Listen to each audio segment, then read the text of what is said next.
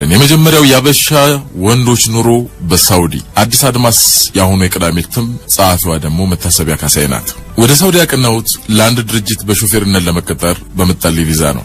እዛ ከገባ በኋላም በስራ አጋጣሚ ከብዙ አበሾች ጋር ለመገናኘትና ለመተዋወቅ በቃው። አብዛኛዎቹ ወደ ሳውዲ ከገቡ ከ3 ዓመት በላይ ሆናቸዋል።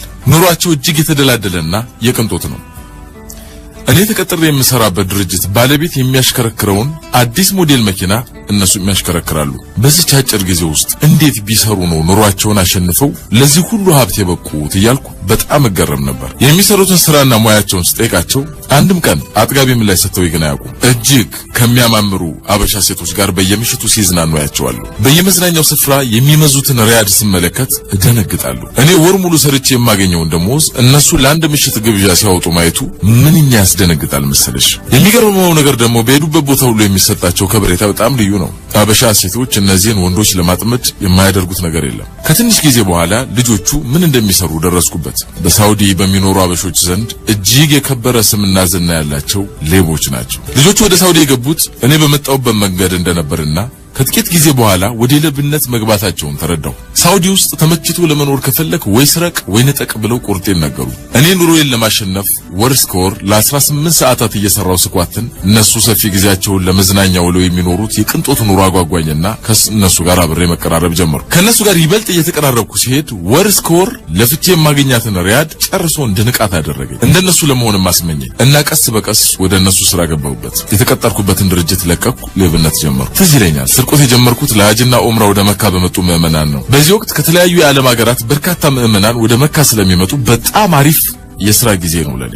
አብዛኞቹ ወደ መካ የሚመጡ ምዕመናን የሞላ ኑሮ ያላቸው ሀብታሞች ናቸው። ምዕመኑ ልቦናና ሐሳቡን ወደ ፈጣሪው አድርጎ ጸሎት በሚያደርስበት ጊዜ ውድ ዋጋ ያላቸውን ንብረቶችና የገንዘብ ቦርሳውን በቀላሉ መውሰድ ይቻላል። በዚህ ላይ ደግሞ የሚለብሱት ሽርጥ በመሆኑ ስራችንን እጅግ ቀላል ያደርገዋል። ገና በመጀመሪያ የሌብነት ሙከራዬ በመቶ ሺዎች የሚቆጠር ገንዘብና ንብረት ማግኘቴን ሙያውን የበለጠ እንደወደውና እንድገፋበት አደረገኝ። ከዛ በኋላ እኔም እንደ ጓደኞቼ እንኳን ወድ መኪና ማሽከርከር እንደ ልቤ መዝናናት ጀመርኩ። በሌብነት ለ4 ዓመታት ያህል ሰርቻለሁ። ብዙ አበሻ ወንዶች ሳውዲ ውስጥ በሌብነት ስራ ላይ ተሰማርተዋል። በተለይ በሐጅና ኡምራ ወቅት የሌቦች ቁጥር እጅግ ይጨምራል። አበሾቹ ከሌሎች ከተማዎች እየለቀቁ ወደ መካ በሚመጡት በዚህ ወቅት ነው። በዚህ ሌላ ደግሞ በዋዲ የሚባል ሰፊ የገበያ ቦታ አለ። እዚህ የገበያ ስፍራ በርካታ አበሾችን ታገኛለሽ።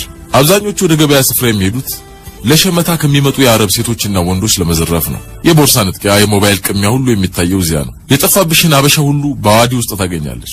ወንዱ ለዘረፋ፣ ሴቱ ደግሞ አበሻ ሌቦቹን አጥምዶ ባል ለማድረግ ወደዚያ ይመጣሉ። ሌባ አበሻን ባል ማድረግ የቻለች ሴት በሳውዲ ባሉ አበሻው ሴቶች ዘንድ የተከበረች ናት። ገንዘብ እንደ ልቧ የምትመነዝር በመሆኑ ሁሉም ጓደኛ ሊያደርጋት ይፈልጋል። ሌላው በዋዲ የሚመረጥበት ጉዳይ በዛ ስፍራ ሁሉንም ነገር በቅናሽ መገኘቱ ነው። አረብ ሴቶች ለገበያ ወደዚህ ሲመጡ ተሸፋፍነው በመሆኑ ለሩጫ ያመቻቸው። ስለዚህ ስፍራው ለቦርሳ ነጣቂዎች የተመቸ ነው። የሚገርምሽ ሳውዲ ውስጥ ካሉ ስፍራዎች ሁሉ ከፍተኛ ጥበቃ የሚደረገው እዚህ ቦታ ነው። እንዲያም ሆኖ ሌቦች አዘውትረው የሚመላለሱበትና እንጀራቸውንም የሚያገኙበት ስፍራ ነው። በጣም የሚያሳዝንሽ ሞራልሽንና ህሊናሽን ሁሉ ሸጠሽ የምታገኘውን ገንዘብ ይዘሽ ወደ ሀገርሽ መመለስ አለመቻልሽ ነው። አበሻ ወደ ሀገሩ ለመመለስ የመውጫ ቪዛ ሲጠይቅ በስሙ ወደ ሀገሩ የላከው የገንዘብ መጠን ይጣራል። የላከው ገንዘብ በርከት ያለ ከሆነ ከሀገር እንዲወጣ አይፈቀድለትም። ፖሊስ ገንዘቡን ከየት አምጥተህ ላክ የሚል ማጣሪያ ይደረግበትና ወደ እስር ቤት ሊወረውሩ ይችላል። ስለዚህ ያለን አማራጭ በጣም ለሚታመኑ ሰዎች ወደ ሌላ ሀገር መላክ ወይም ደግሞ በህገወጥ መንገድ ከሀገር ማውጣት ብቻ ነው። ሁለቱም ካልተቻለ ደግሞ በዘረፋ የሚገኘውን ገንዘብ በትኖ መጨረስ ነው። ገባሽ? ሌላ ሀገር ሰው ያላቸው አበሾች ግን በቀላሉ ገንዘባቸውን ወደ ሌላ ሀገር ይልኩታል። ለ4 ዓመታት የቆየሁበትን የሌብነት ስራ ትቼ ወደ ሀገር የመጣሁት እህቴ ከፈረንሳይ ወደ ሳውዲ መታ ገንዘቤን ይዛልኝ ስለወጣች ነው። አሁን በሀገሬ የተከበረ ስራ እየሰራሁ የተከበረ ኑሮ እኖራለሁ። ደግሜ ወደ ሳውዲ መመለስ፣ ወደዛ ቆሻሻ ህይወት ተመልሼ የመግባት ሐሳብ ግን ፈጽሞ የለኝም። ይህንን ታሪክ ያጫወተኝ ዓመታት የሳውዲ ኑሮውን ትቶ ከወራት በፊት ወደ ሀገሩ የተመለሰና በሞባይል ንግድና ስራ ላይ ተሰማርቶ የሚገኝ ወጣት ነው። ወጣቱ የሀገር ልጅ ከሆነ ጓደኛው ጋር ኑሯቸውን በሀገራቸው አድርገው ሰርተው ለመኖር ወስነው ከወጡ ወራት ተቆጥረዋል። አሁን በመርካቶ ይርጋ ኃይሌ ህንጻ ውስጥ በከፈቱት የሞባይል ሽያጭ ሱቃቸው ውስጥ በጋራ እየሰሩ ነው። ጥብቅ ሃይማኖታዊ መመሪያ ባላት ሳውዲ አረቢያ ውስጥ ኢትዮጵያውያን ወንዶች በአብዛኛው የሚታወቁት በሌብነት፣ በሴት ድለላና በህገወጥነት ተግባር ነው። ሸሪካ እየተባለ በሚጠራው ኢትዮጵያውያን ሴቶችን ለአረብ ወንዶች በማቃጠርና በማገናኘት ተግባር ላይ ተሰማርተው ኮሚሽን የሚሰበስቡ አበሻ ወንዶችን በርካቶች ናቸው። ስሙን እንቀይረው ለጊዜው እስማኤል ቃሲም እንበለው። በዚህ ተግባር ላይ ተሰማርቶ ለዓመታት ሰርቷል። ኢትዮጵያውያን ሴቶች በሴተኛ ዳሪነት የሚሰሩት በድብቅ በመሆኑ የሸሪካዎቹ ማለት የሴት አገናኝ ደላሎቹ ተግባር ፈታኝ ይሆናል። ሆኖም ግን ግራቀኙን አገናኝተውና ደልለው ጥቅም ያለ ኮሚሽን እንደሚቀበሉ ይሄው ይናገራል። ቤት ተከራይተን የምናስቀምጣቸውን ለአረብ ወንዶች ያገናኘን ጥቅም ያለ ኮሚሽን የምናገኝባቸው አበሻ ሴቶች ብዙ ናቸው። ገንዘብ በቸገረና በፈለግን ጊዜ ሁሉ ደግሞ አበሾቹ ይሰጡናል። አብዛኞቹ አበሻ ሴቶች ፍቃድ የሌላቸው በመሆኑ የጠየቅናቸውን ከማድረግና ከመታዘዝ ውጭ አማራጭ የላቸውም። ምክንያቱም የጠየቅነው ሁሉ ካላደረጉልን ያሉበትን ቦታ ለፖሊስ ጠቁመን እናስይዛቸዋለን። ይሄን የምትፈልግ አበሻ በድፍን ሳውዲ ውስጥ ደግሞ ብትፈልግ አታገኝም። እስማኤል ይህ አይነቱ የሳውዲ ኑሮ አንገሽግሾት ወደ ሀገሩ መመለሱንና በአገሩ ልጆች ላይ የሰራው ግፍ አብዝቶ እንደሚጸጽተው ይናገራል። የአበሻ ወንዶች ኑሮ በሳውዲ ህገወጥነት የተሞላበት በፖሊስ አይን ጎሪጥ የሚታይበት ቢሆንም የቅንጦትና እጅግ የተንደላቀቀ እንደሆነ ወደ ሀገራቸው የተመለሱት የሳውዲ ነዋሪ የነበሩ አበሾች ይገልጻሉ። አበሻ ወንድ በሳውዲ የሚኖረው ኑሮ የተንደላቀቀ በቅንጦት የተሞላ ይሁን እንጂ ሰቀቀን የበዛውና የህሊና ነጻነት የሌለው እንደሆነም እነዚህ ወጣቶች አልሸሸጉ። መታሰቢያ ካሳ ያቆመች ተራኪው ግን ይቀጥላል። እስኪ እዚህ ላይ አንድ ጥያቄ እንጠይቅ። በዚህ የማይረባ ስራ ምክንያት የሳውዲ መንግስት በኢትዮጵያ ዜጎች ላይ የተለየ መጉላላት ቢያደርስ መንስኤዎቹ እኛ አይደለንም? በዚህ ስራችንስ ምክንያት ስንጉላላ ምንም አይደል አንድ ቀን እጆቿን ኢትዮጵያ ዘርግታ ያልፍልናል ተገፍተንም አንቀርም አይነት ዲስኩር መደስኮርስ የት ያደርሰናል? እንወያይበት። የመጀመሪያው ኑሮ ለመኖር የሚቅንጦት ኑሮ ለመኖር ሲባል የሚደረግ ስርቆት ነበር። አሁን ደግሞ የቅንጦት ስርቆትን ደግሞ ላስነበባችሁ። ሌባ ላመሉ ርዕሱ ነው። እሸቱ ተፈራ ደግሞ ጻፊው። ሌባ ላመሉ ዳቦ ይልሳል የሚለውን አባባል የስነ ልቦና ጠበብት ክሌፕቶማኒያ ይሉታል። ይህም ለግለሰቡ ምንም ጠቀሜታ የሌለውን ዕቃ በመስረቅ የሚገኝ የመንፈስ እርካታ ነው። ድርጊቱ ግለሰቡ በሕፃንነት ዘመኑ ልቦና የተመኘውን ነገር ሳያገኝ በመቅረቱ የተነሳ ለዚያ ማካካሻ የሚፈጽመው ተግባር ሲሆን ህመምተኛውም ትንሽ ትልቅ ሳይል ያገኘውን ነገር ሁሉ ነው የሚመነጥፈው። ግለሰቡ በሀብት የከበረ ወይም በስልጣን ከፍ ያለ አሊያም ደግሞ ምሁር ሊሆን ይችላል፣ በደንብ የተማረ ሆኖም ይሰርቃል። ካሮጌ ቤሳ ምላጭ እስከ ወርቅ። በዚያን ጊዜ የሚሰማው የመንፈስ ደስታ ደግሞ ወደር የለውም። ራሱን እንደ ታላቅ ጠቢብ አድርጎ ይቆጥራል። ከተራው ሌባ የሚለየውም የሰረቀውን ዕቃ ለመሸጡና ለኑሮ አስፈላጊ ያልሆኑ ቁሳቁሶችን መስረቁ ላይ ነው። ለአብነት ያህል ታሪክ ላጫውታችሁ። የአንዲት የአሜሪካ ዩኒቨርሲቲ የሳይኮሎጂ ወይም የስነ ልቦና ምሁርን ድርጊት እንመልከት። ታሪኳን ራሷ ታጫውታችኋለች። የሷን አንደበት እኔ ልተረክላችሁ። ያለ ክፍያ ቁሳቁስ ማግኘትን ያህል በዓለም ላይ የሚያረካኝ ነገር የለም። በየምሽቱ ፈጣሪን ከዚህ ልምድ እንዲገላግለኝ እለምነዋለሁ። ሲነጋ ግን ሱቅ ገባና ባንኮን ተደግፌ ለመስረቅ አደባለሁ። የሰረኩት ዕቃ ዋጋ 50 ብር ሲሞላ ስርቆቴን አቆማለሁ በቃ በማለት ለራሴ ቃል ገብቻለሁ። ጀመርኩት ዛሬ በደስታ ሰክሬያለሁ። ያስደሰተኝም ጉዳይ 25 ብር የሚያወጣ ቁሳቁስ መስረቄ ነው። አንዳንዶቹ ዕቃዎች ዋጋ ሲኖራቸው ቀሪዎቹ ግን በነፃ ቢታደሉ እንኳን ወሳጅ ያገኙ።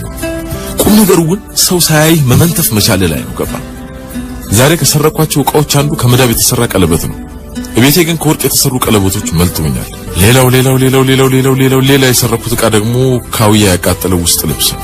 በጣም ብዙ ጊዜ የምሰርቃቸው ዕቃዎች በጣም ጥቃቅን የሆኑና በመዳፊ ውስጥ በሳንቲም መያዣ ቦርሳ ወይም ደግሞ በማረቢ ውስጥ ሊደበቁ የሚችሉ ቁሳቁሶች ናቸው። ሆኖም ዛሬ አንድ ፒጃማ ከነፓኮ መስረቅ ችያለሁ። ከሁለት ወር በፊት ሙታንቲ መስረቅ አስፈርቶኝ መተው በጣም ያናደደኝ ዛሬ ነው።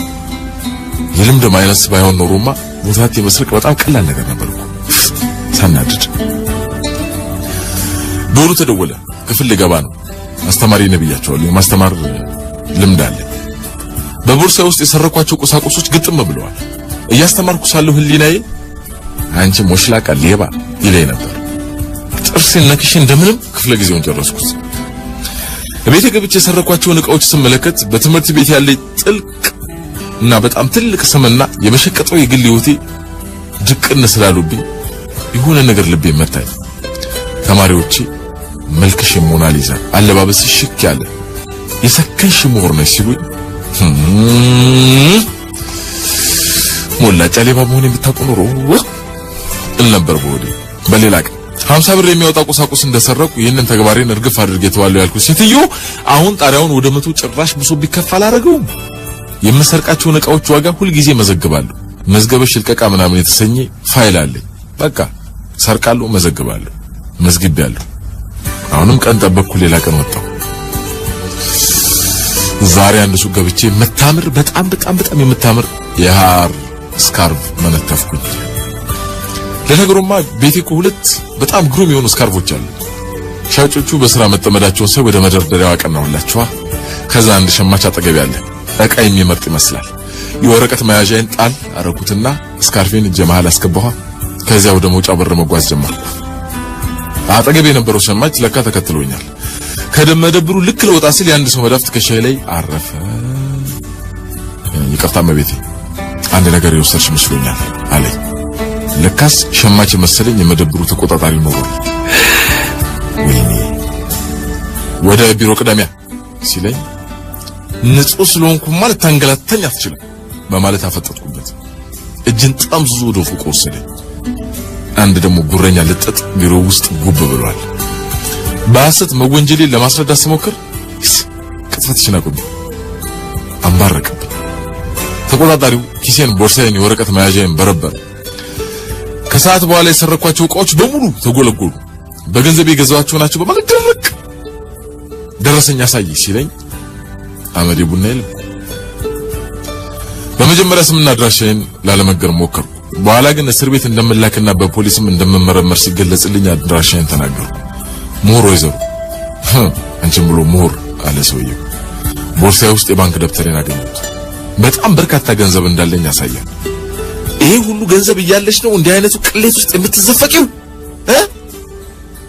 አፈጠጠብኝ ከዚያም ስርቆት መፈጸሜን የሚያረጋግጥ ሰነድ አስፈረመ ላባ ሰመጠ ታምናላችሁ ቀጥሎ ምን እንደሚያደርግ ስላላወቅኩ በጣም ተጨነቅኩ በየቃውኑ አገክፈኝ ወይኔ ታዲያ በጣም እፎይታ ተሰማኝ ቁሳቁሶቹ ላይጠቅሙኝ ገንዘቤን መከስከሴ ደግሞ ቆጨኝ እንደተሸማቀቅኩ ከመደብሩ ወጥቼ ወደፊት ገሰገስኩ የተገረፍኩ ያህል ቆጠቆጠኝ ወንጀሌ ለብነቴ ማረጋገጫ ወረቀት ላይ ሰፍሮ በስራ አስኪያጁ ቢሮ ተቀምጧል እቤቴ እንደገባው በለቱ የሰረኳቸውን ቁሳቁሶች ሽንት ቤት ውስጥ እንዳለበቃ ሰብስብ አድርጌ ጣልኳቸው በጣም ተናደድኩ በስርቆት የተገኙ የሚያሸማቅቁ ዕቃዎች ናቸውና አስጠሉ ይላል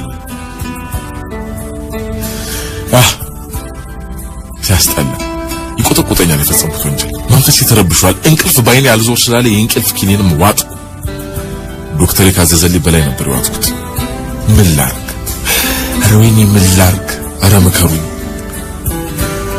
ታሪኳን የኔ መሰለ በሽታ የተጠናወታቸው ሰዎች በሀገራችንም ሞልተዋል ሲጋራ የማያጨሱ ሰዎች በብዙ መቶ የሚቆጠሩ መለኮሻ ወይም ላይተሮችን ሰርቀው ያከማቻሉ አንድ መስመር የማይጽፍ አመለኛ ብዙ የጭቃ ቀለምና ብዕሮችን ከጓደኞቹና ከየቢሮው እየመነተፈ ይቀብራል ለቁጥር የሚታከቱ ማዕረቦች ያከማቻሉ ጥቅም የማይሰጧቸውን ቁልፎችና የቁልፍ መያዣዎችን ያግበሰብሳሉ ሚስት ሳይኖራቸው የፀጉር መያዣ ላጣርገው ይወስዳሉ መላጣ ሆኖ ማበጠሪያ ገርማል እነዚህ ሰዎች በክሌፕቶማኒያ በሽታ የተለከፉ ናቸው እርዳታ ያስፈልጋቸዋል ይሄን መሳያመን ያለባቸው ሰዎች የስነ አእምሮ ሐኪም እንዲያነጋግሩ መገፋፋት ይገባናል የሚሳቀባቸው ሳይሆን የሚታዘንላቸው ናቸው አመሉ ያለባቸውም የስነ ልቦናና የሥራ አእምሮ ባለሙያን እንዲያማክሩ ማማከር አለባቸው እናንተ አለበለዚያ መዋረድ ይመጣል ለባላመዱ ተረቱ ትክክል አይመጣም እዚህ ላይ